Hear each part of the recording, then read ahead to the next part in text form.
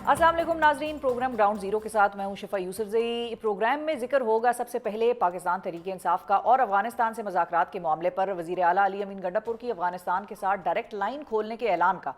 गुज़िश्ता रोज़ गंडापुर साहब का ये बयान सामने आया था कि पाकिस्तान और बिलखुसूस खैबर पख्तूनख्वा में अमन व अमान कायम करने के हवाले से उनको अफगानिस्तान से मस्बत इशारे मिले हैं और इसी तनाजुर में बहुत जल्द सूबाई हुकूमत का एक वफ्द काबुल जाएगा।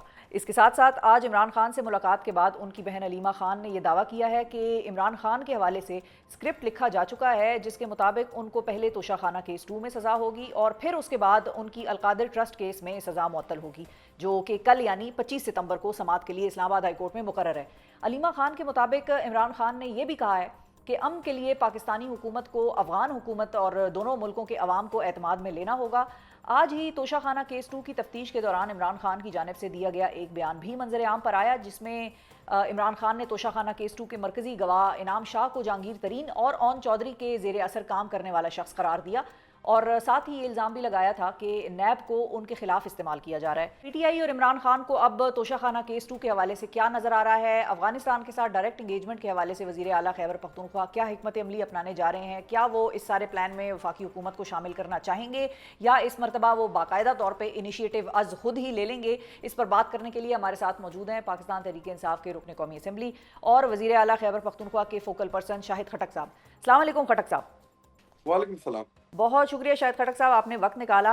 सबसे पहले तो ये बताइए कि वज़ीर आला अली अमीन गंडापुर साहब ये कह रहे हैं कि अफ़गानिस्तान से उनको मस्बत इशारे मिले हैं, वो क्या इशारे मिले हैं? क्योंकि अली अमीन साहब बड़े अरसे से इंगेजमेंट करना चाह रहे थे अफ़गानिस्तान के साथ, उनकी हुकूमत के साथ, और बार बार फेडरल गवर्नमेंट से भी दरखास्तें कर रहे थे कि भाई आप चलें, अपना वफ्द भेज दें, हम अपने लोग भी आपके साथ भिजवा देते हैं।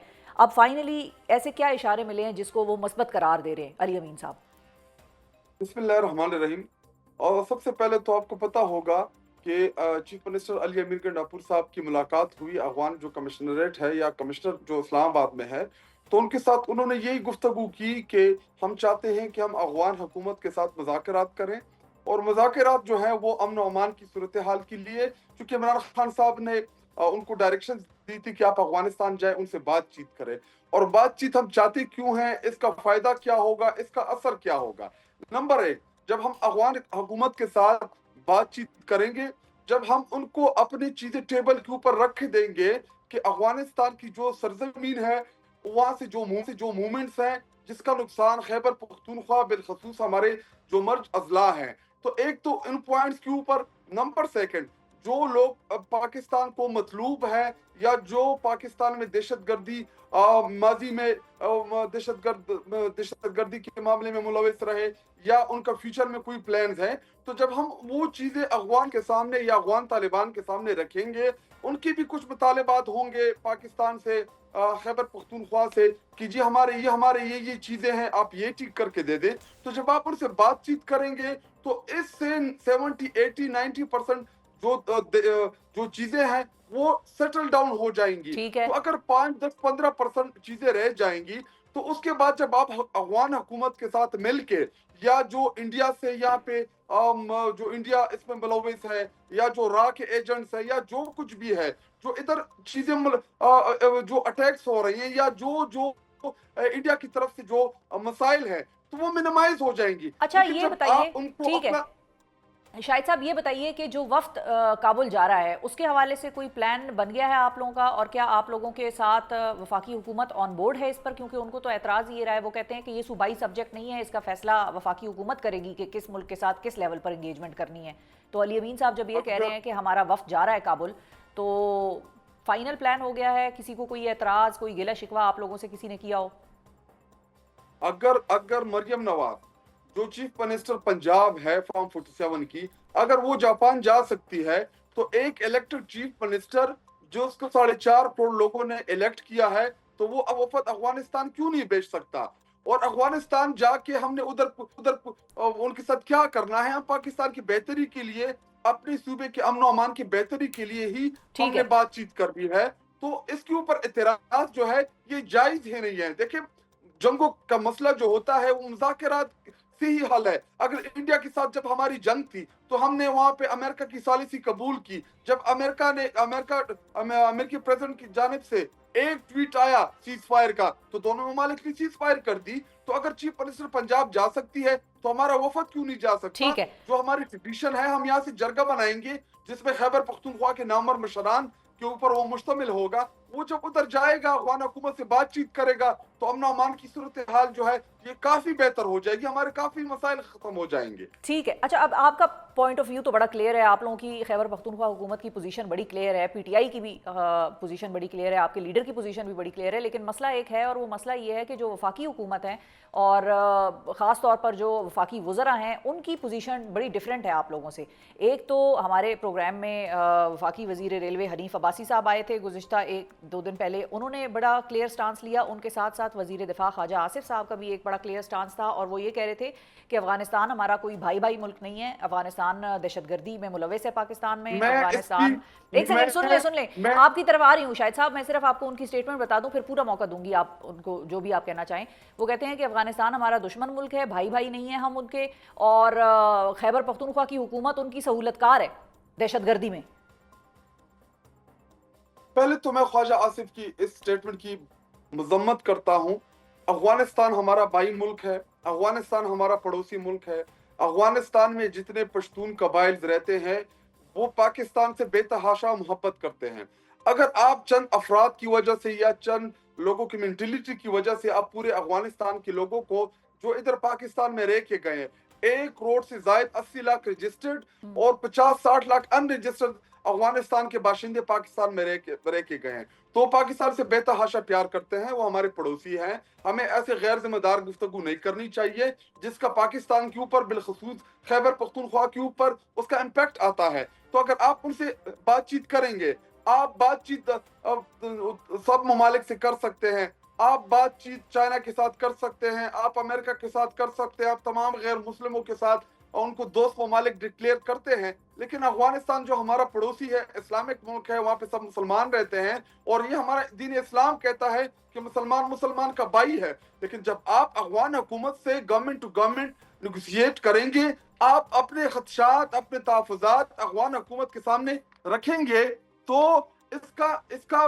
इम्पैक्ट आएगा। लेकिन अगर आप ऐसी कोई गैर जिम्मेदार स्टेटमेंट देंगे कि जी वो हमारा दुश्मन मुल्क है, तो ये काबिल मजम्मत है। ऐसी नफरत अंगेज गुफ्तगू से उनको इज्तनाब करना चाहिए, क्योंकि उनका ना ताल्लुक खैबर पख्तूनख्वा से है और ना वो कोई जीत के आया है, ना वो पाकिस्तान का बिलविशर है। अगर आप पार्लियामान के अंदर उनकी स्टेटमेंट उठा के देख लें, जो अब फौज पाकिस्तान के हवाले से ख्वाजा आसिफ गैर जिम्मेदारी गुफ्तगू कर चुका है और वो अब अफगानिस्तान के हवाले से कर रहा है। वो चाहता है कि अफगानिस्तान के साथ हमारे ताल्लुकात खराब हो और उसका इम्पैक्ट खैबर पख्तूनख्वा के ऊपर आए। तो ये काबिल मजम्मत है। हम जरगा भी करेंगे, हम अफगानिस्तान के साथ नेगोशिएट भी करेंगे, हम उनके साथ गुफ्तगू करेंगे। वो हमारे भाई हैं और हमारी ये कोशिश होगी कि खैबर पख्तूनख्वा में सिक्योरिटी की और अमन अमान की सूरत हाल बेहतर हो। ठीक है, लेकिन इस मौजू पे मेरा आपसे आखिरी सवाल है, फिर मैं आगे की तरफ बढ़ूंगी, जलसे की तरफ और बाकी दीगर इश्यूज़ की तरफ आऊंगी खटक साहब, कि यही वजह है जो मैंने आपसे सवाल पूछा कि जो बयानात हमारे वफाकी वज़रा दे रहे हैं वो बेसिकली एक पॉलिसी स्टेटमेंट मुझे तो लग रहा है, क्योंकि वो पब्लिकली ये दोनों वज़रा ने बड़े अहम ओहदों पर फाइज हैं, उन्होंने बात ये की है। तो इसी वजह से मुझे ऐसा लगता है कि शायद अफगान हुकूमत आप लोगों के साथ भी इंगेज ना करे, क्योंकि वो वफाकी हुकूमत का बयान देखेगी और उसको पाकिस्तान का पॉलिसी स्टेटमेंट देखेगी। तो आपको लगता है कि आपके साथ वो इंगेज करेंगे अफगान हुकूमत? देखिए, ये इनके जहन में ये है कि ये दहशतगर्दी जो है इससे सिर्फ खैबर पख्तूनख्वा मुतासर होगा। ये बिल्कुल ऐसा नहीं है। इस्लामाबाद के ऊपर अगर आप माजी में देखें अटैक्स हो चुके हैं, लाहौर मनावा पुलिस स्टेशन को आप देखिए उसके ऊपर अटैक्स हो चुके हैं, और पंजाब भी इस दहशतगर्दी से इफेक्ट हुआ। तो अगर इनकी ये पॉलिसी है या शायद ये कोई चाहते हैं कि दोबारा कोई डॉलरी जंग हो जिसके जरिए इनको डॉलर मिले और ये हमारे खैबर पख्तूनख्वा और पाकिस्तान के अवाम को इसी तरह निशाना बनाएंगे, तो ये तो हम बिल्कुल नहीं करने देंगे। अफगान के हवाले से हमारा बड़ा वादा मौक़िफ़ है कि अफगानिस्तान के साथ पहले मुज़ाकरात, उनके साथ चीजें आप नेगोशिएट करें, उसके बाद देखेंगे जब अफगान हुकूमत से जो भी हमें रिजल्ट मिलता है تو اس کے بعد کی بات یہ چیزیں ہیں. اور خواجہ آصف جو ہے وہ کون سا الیکٹڈ ہے؟ وہ ترہانہ ڈار سے ہارا ہوا بندہ ہے. اس کو کیا فکر ہے پاکستان کے خیبر پختونخوا کی؟ وہ اچھا اس کا تعلق تو ہمارے صوبے سے نہیں ہے. ٹھیک ہے. اچھا کوئکلی یہ بھی بتائیے کہ آج وزیر اعلیٰ خیبر پختونخوا علی امین گنڈا پور صاحب تیرا ویلی بھی گئے تھے, وہاں پر انہوں نے لوگوں کے ساتھ بیٹھ کر مشاورت کی ہے, وہاں پر کیا بات طے ہوئی ہے, بتا سکتے ہیں کچھ؟ وہاں پہ میرے ساتھ زیادہ ڈیٹیل تو نہیں ہے کیونکہ وہاں کے مقامی نمائندے ان کے ساتھ مل کے انہوں نے وہاں پہ ایک جرگہ کیا آئی جی ایف سی کے ساتھ, اور وہاں پہ جتنی بھی آفیشلز تھے ان کے ساتھ ان کو بٹھایا اور ان کے ساتھ گفتگو ہوئی. وہ آپ کے سامنے جب پریس ریلیز آ جائے گی تو چیزیں واضح ہو جائیں گی. لیکن اتنا مجھے پتا ہے کہ کور کمانڈر پشاور کے ساتھ جو خیبر کا جو جرگہ ہے جنہوں نے دھرنا دیا تھا, پروٹیسٹ کیا تھا, تو میرے خیال میں کل یا پرسوں ان کی ملاقات جو ہے وہ جرگے کی کور کمانڈر پشاور کے ساتھ بھی ہے. تو صوبائی حکومت کے پاس تو اختیار نہیں ہے ان چیزوں کا, کیونکہ آپ کو پتہ ہے کہ فیڈرل گورنمنٹ ڈائریکٹلی کرتی ہے. اب جیسا خیبر پختونخوا کی عوام چاہتی ہے, ہماری گورنمنٹ ٹھیک چاہتی ہے, ہے, ہم لیکن چاہتے ہیں, شاہد صاحب اگر آپ ہمیں نے ایک فالو بات کیا کی. جائے تو یہ مسائل نہیں ہوں گے اگر ہمیں فالو کیا جائے. ٹھیک ہے, آپ مقامی طور پہ جب جرگے کریں گے, مقامی طور پہ لوگوں کو آپ اپنے ساتھ ملائیں گے. دیکھیں ان کی ایکسپیرینس نہیں ہے, ہم 15-20 سال ہم اس معاملے کو بھگت چکے ہیں, اور صورتحال جو ہے وہ بد سے بدترین ہو رہی ہے کیونکہ ہمیں فالو نہیں کرتے. آپ نے عوام کو ٹھیک ہے, اعتماد پہ لینا ہے, آپ نے عوام کے ساتھ نیگوشیٹ کر کے ان کو اعتماد دینا ہے, ان سے اعتماد لینا ہے. تو جب یہ ایسی چیز صحیح کرتے ہے, ہیں تو پھر ہم سے چیزیں نہیں سنبھالی جاتی. ٹھیک ہے. اچھا آپ جب یہ کہتے ہیں نا شاہد صاحب کہ یہ ہمارے اختیار میں نہیں ہے, تو آپ کے ہی لیڈر جو اڈیالہ جیل میں قید ہیں وہ آپ لوگوں سے ایکسپیکٹیشن رکھتے ہیں کہ آپ لوگ اس کو رکوائیں گے یا آپ لوگ اس کو اس کے حوالے سے بیانات دیں گے. جب آپ یہ کہہ دیتے ہیں کہ ہمارے اختیار میں نہیں ہے تو آپ ان کی سٹیٹمنٹ کو ڈیفائی کر رہے ہیں, اور یہ بات آپ سے سوال میں نے اس لیے پوچھا ہے کہ آپ ہی کی نہیں جی, پارٹی کے ایک اور نہیں جی, لیڈر ہیں. آپ غلط طرف لے کے جا رہی ہے شفا.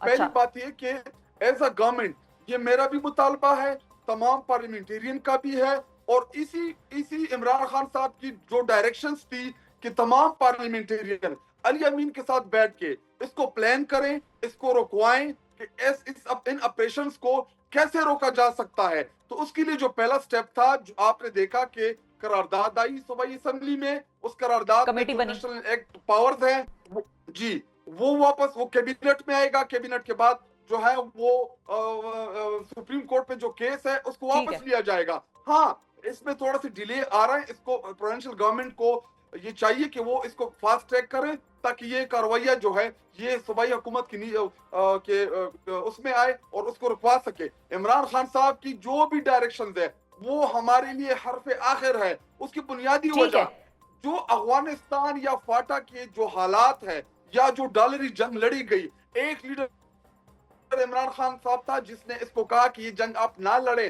پرائی جنگ ہے, اس کا ہمیں نقصان ہوگا. تو جتنے بہتر عمران خان صاحب اس جنگ کو سمجھتے ہیں, اتنا نہ میں سمجھتا ہوں نہ آپ سمجھتے ہیں, کیونکہ انہوں نے بڑا قریب سے دیکھا. ٹھیک ہے. واحد لیڈر تھا جس نے اچھا ڈرون کے خلاف مارچ کیا, واحد لیڈر تھا جس نے ڈرون کے خلاف نیٹو سپلائی بند کی, واحد لیڈر تھا جس نے انٹرنیشنل فورمز کے اوپر ڈرون اور افغانستان بالخصوص خیبر پختونخوا کی عوام کا مقدمہ لڑا. تو اگر خیبر پختونخوا کی عوام پختونوں نے کبھی امن دیکھا ہے تو وہ 3.5 سال دور حکومت جو عمران خان صاحب کی تھی, نہ کوئی ڈرون ہوا تھا, نہ کوئی آپریشن تھی. تو ہم تو اپنے علاقے میں امن کی ٹھیک بات ہے, کر رہے ہیں. ٹھیک ہے. عمران اچھا خان صاحب کی ہر کئی ہوئی بات ہمارے لیے حرف آخر ہے. ٹھیک ہے. اچھا آپ نے کہا کہ آپ کے لیے حرف آخر ہے, لیکن آپ کی پارٹی کا ایک اور لیڈر ہے, وہ کہتے ہیں کہ ان کے ٹویٹر اکاؤنٹ کو ذرا احتیاط سے استعمال کیا جانا چاہیے. اس سٹیٹمنٹ سے آپ اگری کرتے ہیں؟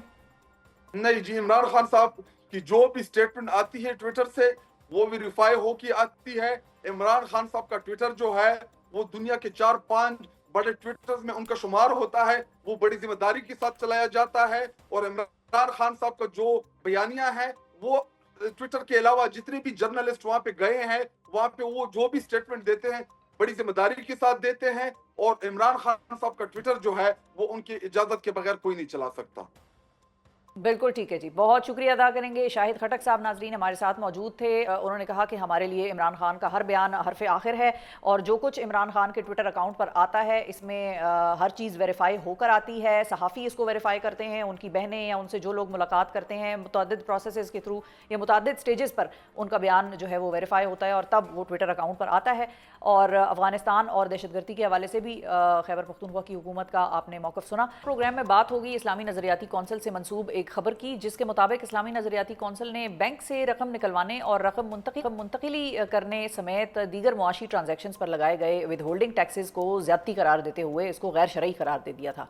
اب سے کچھ دیر قبل اسلامی نظریاتی کونسل نے ایک تصحیح جاری کر دی ہے جس کے مطابق ود ہولڈنگ ٹیکس کو غیر شرعی قرار دینے کے حوالے سے نظریاتی کونسل نے کوئی متفقہ فیصلہ نہیں کیا ہے، تاہم کونسل کے مختلف اراکین اس ٹیکس کے مخالف ضرور تھے۔ میڈیا رپورٹس کے مطابق چیئرمین اسلامی نظریاتی کونسل علامہ ڈاکٹر راغب نعیمی کے زیر صدارت اجلاس میں کونسل نے سپریم کورٹ کے 11 ستمبر کے فیصلے پر بھی تحفظات کا اظہار کیا ہے جس میں نکاح کے بعد رخصتی سے قبل طلاق کی صورت میں نان نفقہ کی ادائیگی لازم قرار دی گئی تھی، اور کونسل کے مطابق یہ فیصلہ قرآن و سنت کے خلاف ہے، جبکہ کونسل نے دیت کے قانون میں مجوزہ ترامیم کی بھی مخالفت کرتے ہوئے یہ موقف اپنایا کہ کونسل دیت کے قانون میں ترمیم کے لیے پیش کردہ بل سے اتفاق نہیں کرتی۔ یہ ساری کنفیوژن کیا ہے اور اب ودھو کے حوالے سے اسلامی نظریاتی کونسل کیا حتمی رائے اپنانے جا رہی ہے، اس پر گفتگو کرنے کے لیے ہمارے ساتھ موجود ہیں اسلامی نظریاتی کونسل کے رکن اور پاکستان علماء کونسل کے چیئرمین مولانا طاہر اشرفی صاحب۔ السلام علیکم علامہ صاحب۔ وعلیکم السلام ورحمۃ اللہ۔ بہت شکریہ علامہ صاحب، آپ نے وقت نکالا۔ سب سے پہلے تو آج جو اسلامی نظریاتی کونسل کے اجلاس میں ود ہولڈنگ ٹیکس کا معاملہ ہوا، اس حوالے سے جو بحث ہوئی اور پھر خبر باہر آئی، تو وہ خبر کیسے باہر آ گئی جب اس کے اوپر فائنل فیصلہ نہیں ہوا تھا اور متفقہ رائے کسی کی جو ہے وہ تمام ارکان کی فائنل مرحلے تک نہیں پہنچی تھی؟ بسم اللہ الرحمن الرحیم، نحمدہ ونصلی ونسلم علی رسول الکریم۔ دیکھیں، یہ اصل میں یہ آخری ایجنڈے میں ایٹم تھی، یا آخری یہ جو ہے وہ پوائنٹ تھا جس کے اوپر بات چیت ہوئی، لیکن بڑی واضح رائے تھی اس میں کہ جو ماہرین ہیں جو ٹیکس کے حوالے سے اور جو بینکنگ کے حوالے سے، ان کی رائے بھی ہونی چاہیے، اور کہا گیا کہ یہ اگلے اجلاس میں ان کو بلایا جائے گا، ان کی رائے لی جائے گی، اس پہ بات کی جائے گی۔ اور بس میں سمجھتا ہوں کہ یہ جو ہمارا نظریاتی کونسل میں موجود سٹاف ہے اس کی غلطی ہے کہ انہوں نے بغیر سوچے سمجھے، کیونکہ یہ آخری پوائنٹ تھا تو اس کے بعد لوگ اٹھ گئے تو انہوں نے اس کو جاری کر دیا، جبکہ حقیقت حال میں تو اس کے اوپر متفقہ رائے یہی تھی کہ اگلے اجلاس میں اس کے اوپر بات کی جائے، اور جو ٹیکس کے متعلق ماہرین ہیں، بینکنگ کے متعلق ماہرین ہیں، اچھا، ان کی بھی رائے لی جائے اور پھر اس پر بات کی جائے۔ اچھا، تو ہم یہ نہیں کہہ سکتے کہ اس کے اوپر اسلامی نظریاتی کونسل جو ہے وہ تقسیم ہے؟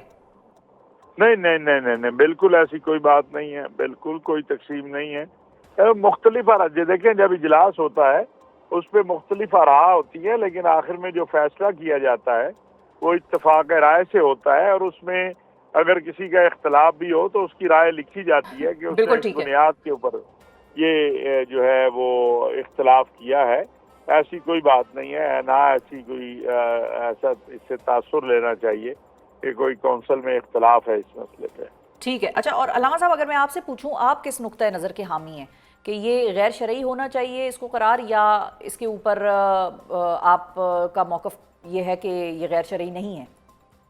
دیکھیں، ریاست پاکستان جو ہے اب موجودہ جو دور ہے اس میں وہ جنگوں کے معاملات تو ہے نہیں کہ جس میں آپ جائیں جنگ کریں، مال غنیمت لے آئیں اور اس سے ریاست چلائیں۔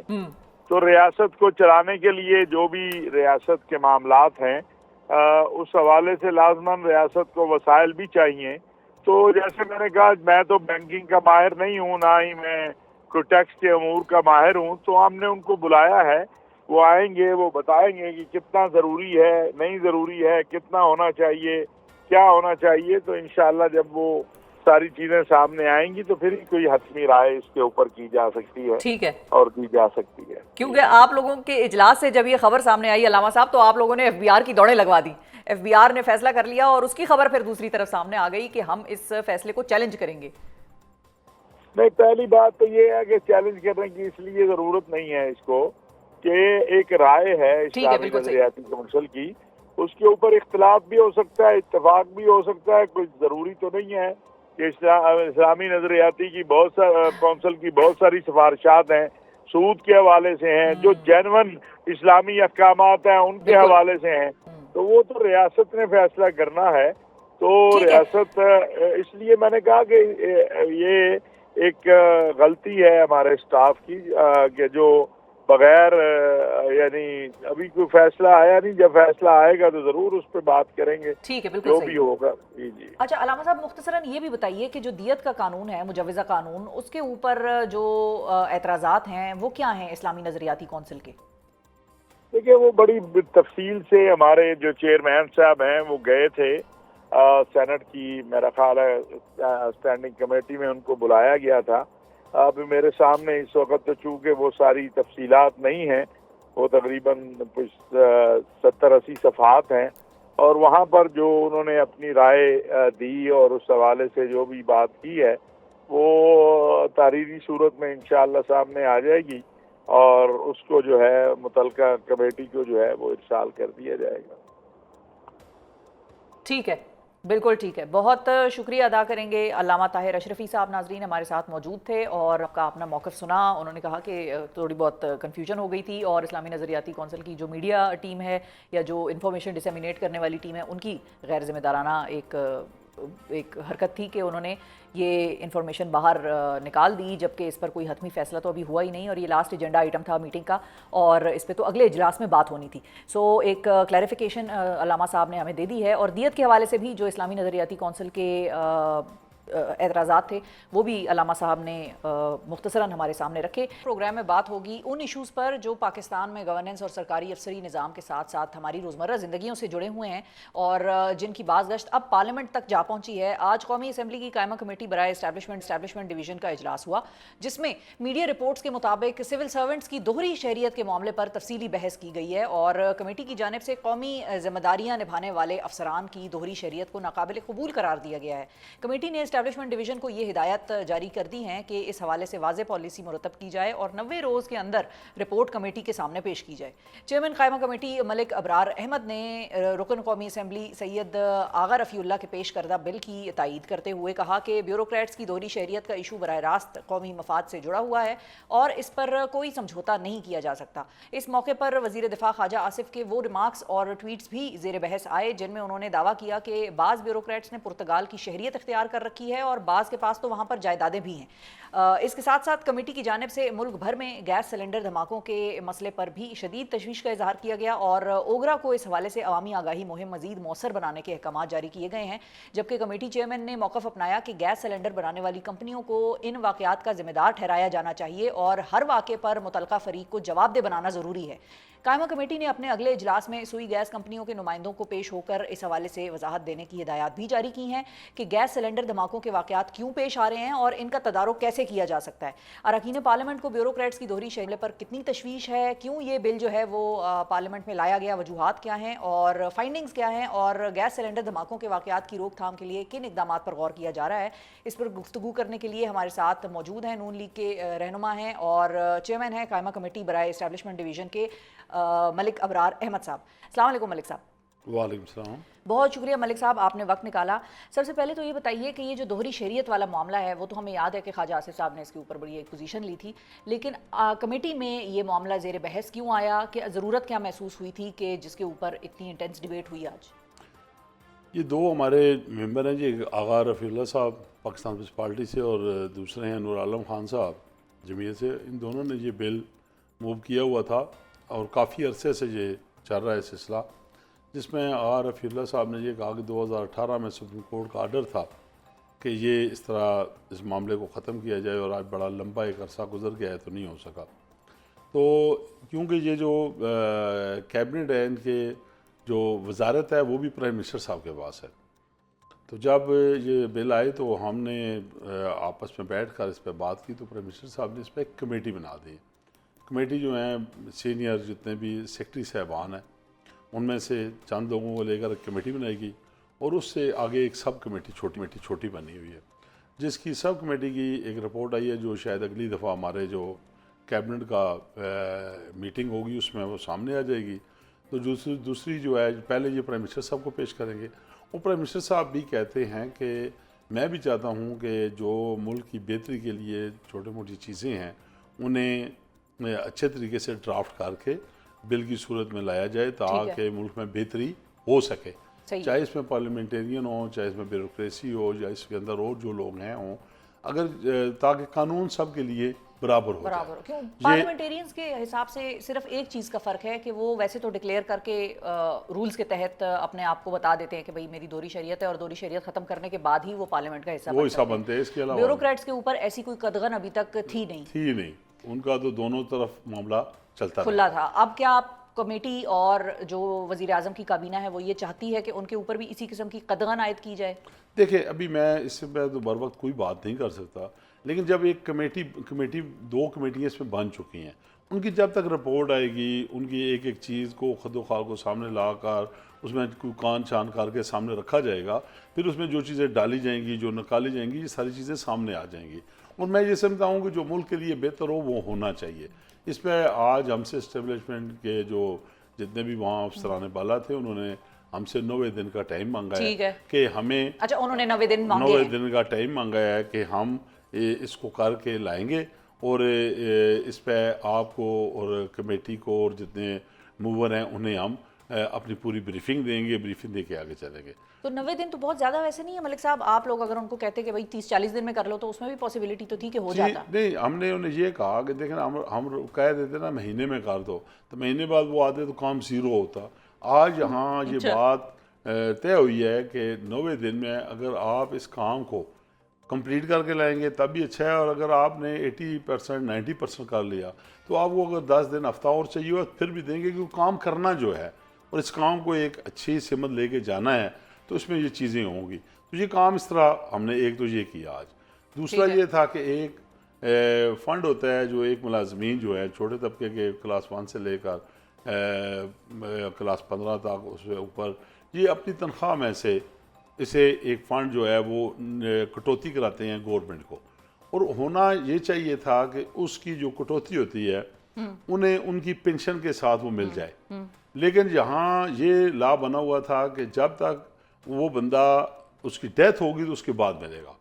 تو اس پہ ہم نے یہ کہا کہ ایک بندہ سرکاری ملازم ہے، نوکری کرتا ہے، اپنی تنخواہ میں سے ہر مہینے کٹواتا ہے، اور وہ 30 سال سروس کرتا ہے، 32 سال سروس کرتا ہے. اسے 32 سال بعد جو بھی اس کا بنتا ہے، چاہے اس میں 5 لاکھ بنتا ہے، 10 لاکھ بنتا ہے، 2 لاکھ بنتا ہے، 15 لاکھ بنتا ہے، اسے دے دیا جائے. اس پہ ہمیں اسٹیبلشمنٹ نے یہ کہا کہ ہم نے 2 کیٹیگریز بنائی ہیں. ایک ہم بنا رہے ہیں 5 لاکھ کی، ایک 10 لاکھ کی. ٹھیک، ہم اس کو اس کی پینشن کے ساتھ کریں گے، لیکن اس پہ ہم نے ایک اتھارٹی ہائر کی ہے، یعنی کہ ایک کمپنی ہائر کی ہے، کیونکہ یہ پورے ملک کا پروسیس ہے، ایک جگہ کا نہیں ہے. تو اس میں ایک بہت اماؤنٹ رقم بھی ہے، لیکن اس کے پیچھے بہت زیادہ لوگ بھی ہیں. اچھا لوگ اتنے زیادہ ہیں کہ شاید ہم کوئی آج فیصلہ کر پائیں تو پھر ہم ان کا پورا نہ کر پائیں تو پھر وہ لوگ مایوسی کی طرف چلے جائیں گے، گلے کریں گے. تو یہ انہوں نے آج دونوں کا ٹائم لیا ہے، اور انشاءاللہ یہ اگلی میٹنگ میں ہمیں بریف بھی کریں گے اور اس کی بہتری. اچھا اب ملک صاحب ایک کیچ ہے اس ساری سچویشن میں، وہ یہ ہے کہ بیوروکریٹس کا جو ڈیٹا ہے یا جو بھی ان کی ملازمت کی ڈیٹیلز وغیرہ ہیں وہ تو آلریڈی ہوتی ہیں اسٹیبلشمنٹ ڈویژن کے پاس، اور انہی کے ساتھ ان کا تعلق رہتا ہے. تو اسٹیبلشمنٹ ڈویژن کے ساتھ مطلب جو مجھے سمجھ میں آ رہی ہے بات کہ اسٹیبلشمنٹ ڈویژن سے ہی آپ لوگوں نے کہا کہ بھئی آپ ہمیں بتائیں گے 90 دنوں کے اندر کہ بیوروکریسی میں کیا چل رہا ہے اور کیا معاملات ان کے ہیں، اور ان کے حوالے سے دوہری شریعت کا معاملہ ہمارے سامنے واضح کریں گے. تو کیا اسٹیبلشمنٹ ڈویژن اپنے پیٹی بھائیوں کو بچائے گی نہیں؟ دیکھیں جی، یہ بات جو آپ کہہ رہے ہیں پیٹی بھائیوں والا جو معاملہ ہے، بالکل آپ کی نظر میں اور 10 اور لوگ بھی رائے قائم کر سکتے ہیں، لیکن جو مین مسئلہ ہے وہ پاکستان کا ہے. جب ہم پاکستانی ہیں، پاکستان کے لیے کام کرتے ہیں، چاہے بیوروکریٹ ہے، چاہے پولیٹیشین ہے، چاہے میڈیا والا ہے، چاہے کوئی کسی اور ادارے سے تعلق رکھتا ہے، تو پہلے پاکستان کی بہتری ہمیں لانی پڑے گی. ہمیں پہلے پاکستان کے لیے سوچنا پڑے گا، اس کے بعد ہمیں اپنی ذات کے لیے یا اپنے کولیگ کے لیے سوچنا ہوگا. تو ہم نے تو انہیں یہی کہا ہے کہ ہم سارے جو کہ ہماری جو کمیٹی ہے اس میں اپوزیشن کے لوگ بھی بیٹھے ہوتے ہیں، ٹریجمنٹری بینچ سے بھی ہوتے ہیں. ہم نے کہا جی ہم سارے متفقہ طور پر آپ سے یہ ریکویسٹ کرتے ہیں کہ اس کا اچھا سولوشن نکالا جائے، جو اچھا سولوشن ہوگا جس میں آنیسٹ فائنڈنگ آنی چاہیے. اس پہ انہوں نے کمٹ کیا ہے، ہم کریں گے. ٹھیک ہے. اچھا ایک اور چیز ہے یہاں پر، ایک معاملہ ہے کانفلکٹ آف انٹرسٹ کا بھی، جو کہ خواجہ آصف صاحب کی بھی جو اگر ہم اس بیان کو پورا پڑھیں یا سنیں دیکھیں تو ایک تو انہوں نے بات کی کہ انہوں نے دوہری شریعتیں رکھی ہوئی ہیں بیوروکریٹس نے, اور اس خیر دونوں ہی باتوں پہ بیوروکریٹس کا ایک رد عمل بھی سامنے آیا. انہوں نے کہا نہیں بھائی سارے نہیں ہیں, اور اگر کسی کو آپ جانتے ہیں تو آپ کو چاہیے تھا کہ آپ اس کا نام بتاتے, آپ نے ساروں کو ہی ایک ہی ڈنڈے سوٹی سے ہانک دیا. اور دوسری بات جو خواجہ صاحب نے کی تھی وہ یہ تھی کہ انہوں نے باہر جائیدادیں بھی بنائی ہوئی ہیں. اب اگر دوہری شریعت کی ہم بات کریں تو اس میں تو پارلیمنٹیرینز کا رول اور بیوروکریسی کا رول ڈیفرنٹ ہے کہ ان کو چھوڑنی پڑے گی دوہری شریعت, ان کے پاس رکھنے کا حق تھا. لیکن جہاں جائیدادوں کی بات ہے تو جائیدادیں بہت سارے ایسے سیاستدان ہیں یا پارلیمنٹیرینز ہیں جن کی کے باہر موجود ہیں, اور وہ یا تو ڈکلیئرڈ ہیں یا نہیں ہیں, یا اپنے بھائی بہن بچوں کے نام پہ ہیں, بیگمات کے نام پہ ہیں. تو وہاں پر کانفلکٹ آف انٹرسٹ جو ہے ان دونوں سچویشنز میں, اس کو کیسے ڈیل کریں گے سیاستدان کے لیے بھی اور بیوروکریٹ کے لیے بھی؟ دیکھیں جی, جو بات آپ کر رہے ہیں وہ میرے پارٹی کے بڑے ہیں, میں ان کی بات پہ تو کوئی ایسا کومنٹس نہیں دے سکتا. لیکن جو بات آپ کر رہی ہیں کہ پالیٹیشین, میں بیوروکریٹس کی بات نہیں کروں گا, پولیٹیشین کی چاہے کوئی چھوٹی بات ہو یا بڑی بات ہو اس کا ہوا بہت دی جاتی ہے. ٹھیک ہے, میں آپ کے سامنے بیٹھا ہوں, میرے کسی دوسرے شہر میں بھی جائیداد نہیں ہے, کہ دوسرے ملک میں یہ تو مجھے ایک بڑا مشہور بیان یاد آ گیا ملک صاحب, یہ تو دیکھیں نا, یہ ملک میں تو کیا باہر تو کیا پاکستان میں بھی کوئی شہر نہیں پاکستان میں ہے لیکن دوسرے شہر میں, دوسرے صوبے میں نہیں ہے. دوسرے جو اگر 4 صوبے ہیں 4 صوبوں میں نہیں ہے, ایک میں ہوگی. میں بات کری, میں جو بات میں جو آپ یہ دیکھیں نا, یہ جو تاثر پبلک کو دیا جاتا رہا ہے یا دیا گیا ہے کہ پالیٹیشین نے یہ کر دیا, پالیٹیشین نے وہ کر دیا, پالیٹیشین نے کچھ نہیں کیا. پالیٹیشین نے جب بھی کیا اس ملک کی بہتری کے لیے کیا. چاہے آپ نہیں, لیکن یہ تو ہم مانتے ہیں نا ملک صاحب کہ جائیدادیں پولیٹیشینز کی باہر ہوتی ہیں یا ہیں. میری بات سنیں, جو لوگ رائل فیملی سے تعلق رکھتے ہیں, پالیٹیشین ہیں, ان کا پاکستان بننے سے پہلے بھی رائل سٹائل تھا, اب بھی ہے. ان کی اپنا ایک بزنس ہے, ان کی اپنا ایک سٹائل کاروبار کا ہے. لوگ باہر کاروبار بھی کرتے ہیں, ان کی جائیدادیں بھی ہیں. یہ کانفلکٹ آف انٹرسٹ ہے نا, یہ تو ان کا اپنا ہے. اس پہ تو کوئی دوسرا آدمی اگر اس فیملی میں سے کوئی بندہ ایک پالیٹیشین بن گیا تو اس کا یہ مقصد تو نہیں کہ سارے پالیٹیشین ایک ہی جگہ. یہ تو نہیں ہو سکتا. یہ ساری چیزیں دیکھ کر, ساری چیزیں جانچ کر کے بات کرنی پڑتی ہے اور کرنی چاہیے ہمیں. تو میں بالکل یہ کہوں گا کہ بالکل میں یہ نہیں کہتا کہ میں پولیٹیشین کو دفاع کر رہا ہوں کہ وہ یہ ہیں دوسرے وہ ہیں, نہیں. میں یہ جانتا ہوں کہ سب سے مشکل ترین کام جو ہے پولیٹیشین کا ہے. ایزی ٹارگٹ ہے نا, ایزی ٹارگٹ ہے. ہمیشہ اس کو لان تان ہوتی ہے, ہمیشہ بات کہیں کی ہو, بات ان پہ ڈال دی جاتی ہے, بات کہیں اور کی ہو ان پہ ڈال دی جاتی ہے. وہ بیچارے بیٹھ کے اسی کو کلیئر کرتے گورنمنٹ گزر جاتی ہے.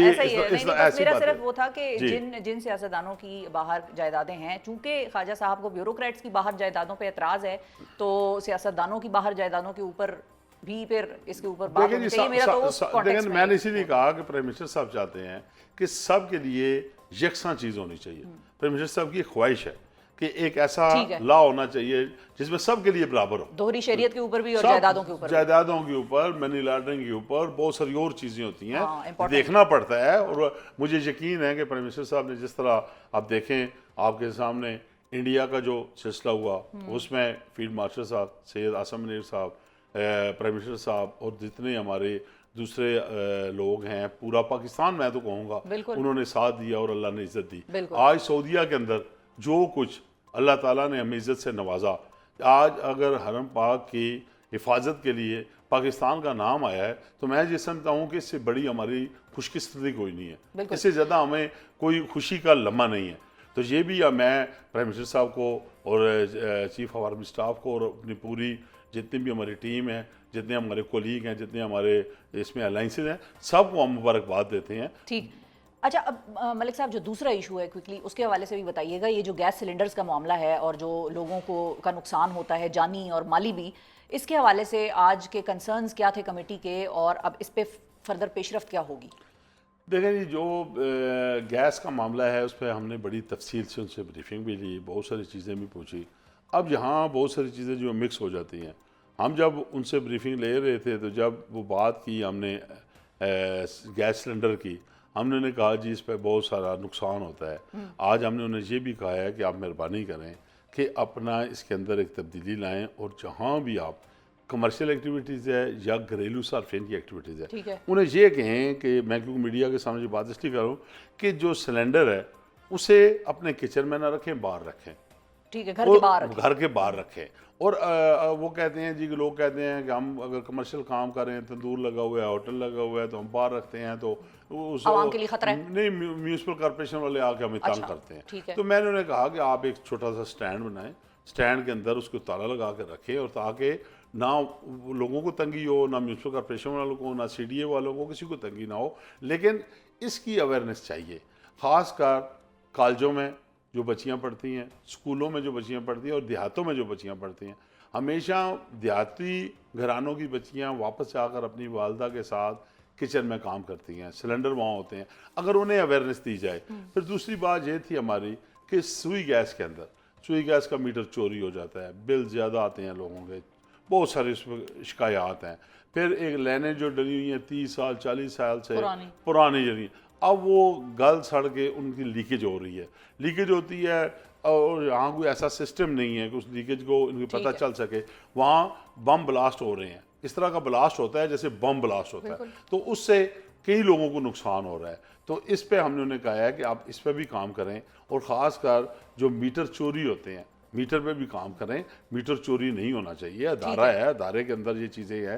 ایک بندے کا 4 لاکھ بل آیا، میٹر چوری کر کے ایف آئی آر کرائی، پھر 0 میٹر شروع ہو گیا. تو یہ چیزیں جو ہیں آپ کے ملی بھگت کے بغیر نہیں ہو سکتی. تو انہوں نے کہا جی آپ اگلی دفعہ سوئی ناظرین کو بلائیں، ہمیں بلائیں، جوائنٹ میٹنگ کریں، ہم اس پہ آپ سے بھی کچھ تجاویز لیں گے، کچھ ہم دیں گے، تاکہ آگے چل کر اس پہ بہتری آ سکے. بہت شکریہ ادا کریں گے ملک ابرار احمد صاحب. ناظرین ہمارے ساتھ موجود تھے چیئر کمیٹی برائے اسٹیبلشمنٹ ڈویژن. اور اسی کے ساتھ آج کے پروگرام سے مجھے دیجیے اجازت. اپنا بہت خیال رکھیے، ہمیں اور پاکستان کو دعاؤں میں یاد رکھیے. اللہ حافظ.